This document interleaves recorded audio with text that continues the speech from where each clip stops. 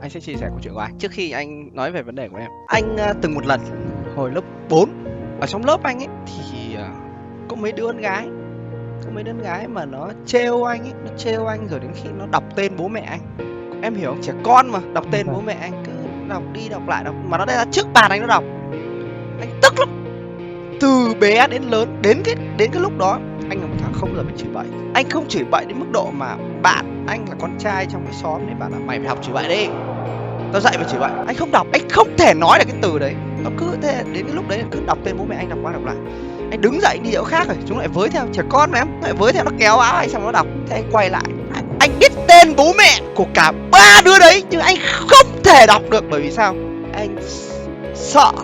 Anh là một thằng không muốn làm tổn thương ai và đến bây giờ con người nó vẫn vậy. Cái lúc đấy em biết không, nó tức thì sao, uất thì sao, nghẹn thì sao, thở không nhịp không đều, em biết không, rồi đến mức độ anh không thể chịu được nữa. Em biết chuyện gì xảy ra không? Có mấy ông đang ngồi tủm tỉm cười hoặc là mấy thất bại nó không phải là một cái gì đấy đáng để xấu hổ cả. Và mình về nhà và muốn nói chuyện với mọi người, bạn bay vì sao để là mình. Alo. Vâng, em chào anh ạ. Chào bạn tên là gì nhỉ? Em tên là Dự. Vâng, em tên là Dự. Dự năm nay bao tuổi rồi? 22 anh ạ. 22 tuổi, bạn đang ở đâu nhỉ? Em ở Thái Nguyên ạ. Thế vâng. Hôm nay Dự lên đây có chuyện gì tâm sự nhỉ? Trước tiên thì cảm ơn chương trình, cảm ơn các bạn Bích Hồng Nguyễn gì. Ui, chương trình gì ba ơi, cái này không phải là đứng ở trên bục kiểu chọc cờ ấy, đéo đâu, vào thẳng vấn đề đi. Bạn Bích Ngọc Nguyễn đã có người yêu rồi và hiện nay ngoài người yêu ra thì bạn đã có 2 con. Bạn rất bận trong việc chăm sóc gia đình. Nhìn bạn xinh thế thôi. Trước tiên thì em chia sẻ với anh là bắt đầu từ năm lớp 5 khi mà em học mà em biết được ấy, là cảm nhận mình như nào thì thực sự là trong cái thời gian đến tận năm lớp 12 ấy, hầu như là em bị bắt nạt rất là nhiều. Chết, thằng nào bắt nạt em? Hầu như là các bạn trong lớp ấy. Bạn nào trong lớp em? Thế trai là gái bắt nạt em? Con trai. Con trai, nó có đánh em không? Có đánh nha. Đánh đau không? Thì khoảng tầm một vài năm em bị như thế rồi thì là cảm giác em đến lớp cảm giác rất là sợ. Chết. Thế mà đánh có bao giờ chảy máu hay là gãy xương đấy gì không?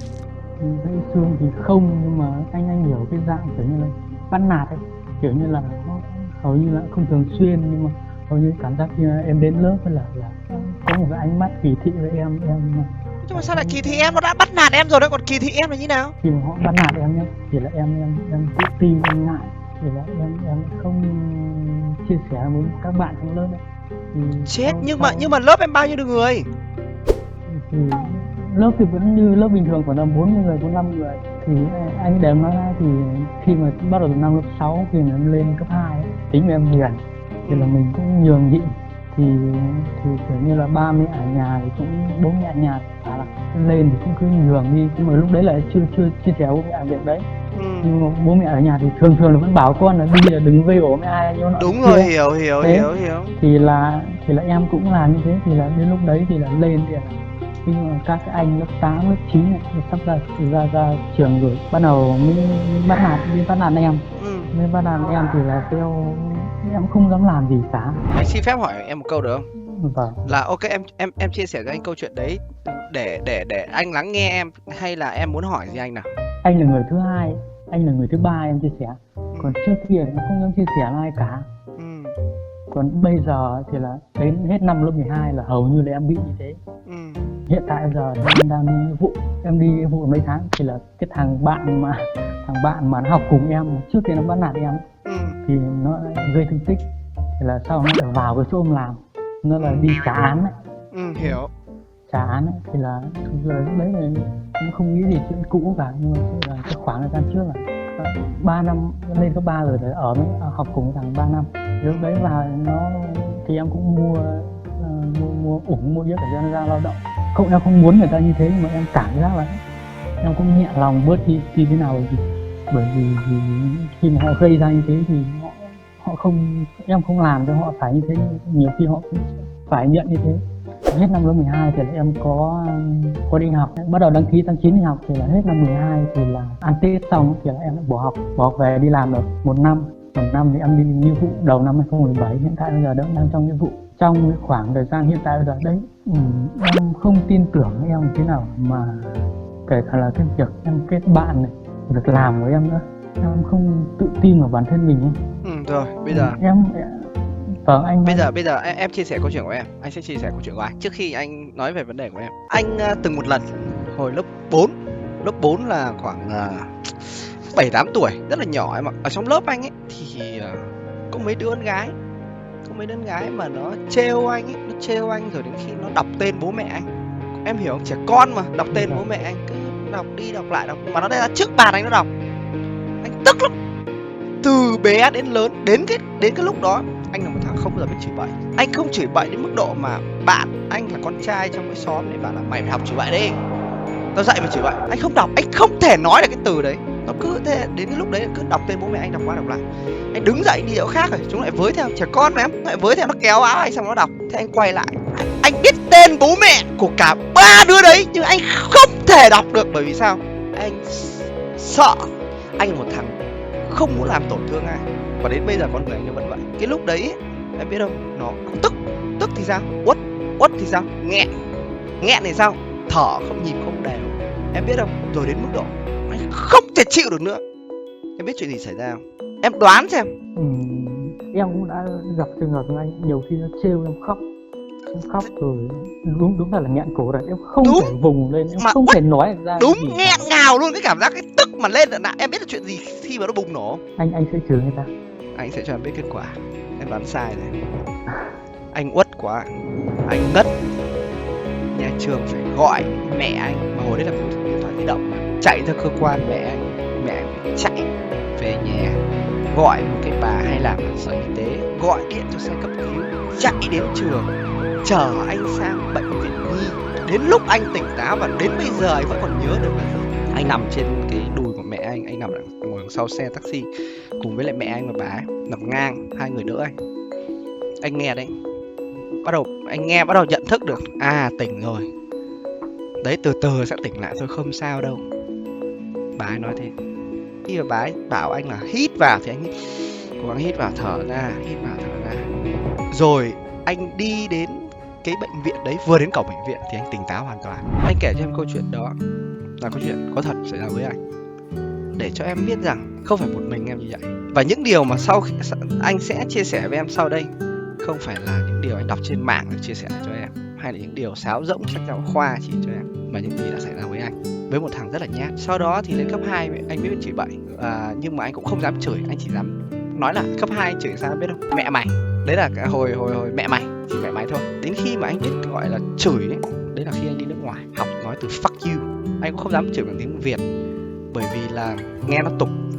Chửi bằng tiếng Anh trước, quen mồm chửi tiếng Anh, chửi bằng tiếng Việt. Và sau này hình ảnh của anh rất là nhiều người biết đến anh với những câu chửi tục chửi thề, nhưng đấy không phải là con người của anh. Còn đâu người ta biết thì anh luôn luôn nói đấy không phải con người của anh. Anh kể như vậy. Bây giờ đến lượt câu chuyện của em nói là bây giờ em không tự tin. Em không tự tin, đấy không phải là một căn bệnh. Anh có xem qua Facebook của em chụp những cái bức hình mà chỉ nhìn mặt thôi và chỉ nhìn cách em chụp hình thôi, anh có thể hình dung ra em có phần nào đấy yếu đuối ở trong nội tâm, đúng không? Đúng. Rồi, để thay đổi được điều đó, để trở thành những cái hình ảnh em chụp, để trở thành một người đàn ông kiểu bụi bặm như anh, chỉ có một cách thôi. Với những người như anh em mình là gì em biết không?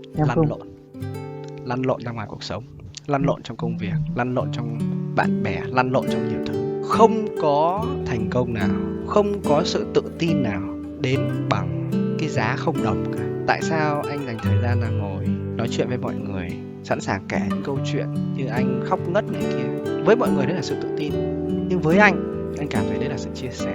Thay vì mình đi làm cái gì đấy hoành tráng, mình sẵn sàng chia sẻ câu chuyện của mình ra để mình tìm sự đồng cảm, để mình tìm những con người có thể họ cũng muốn được chia sẻ như thế. Đấy là về phần bạn bè nhé, để tìm những người đồng cảm như mình. Tiếp theo, trong công việc, em nói là không tự tin. Làm gì có ai tự tin trong công việc em? Ngày hôm qua, có một hãng điện thoại rất là nổi tiếng giới thiệu những cái con sản phẩm mới.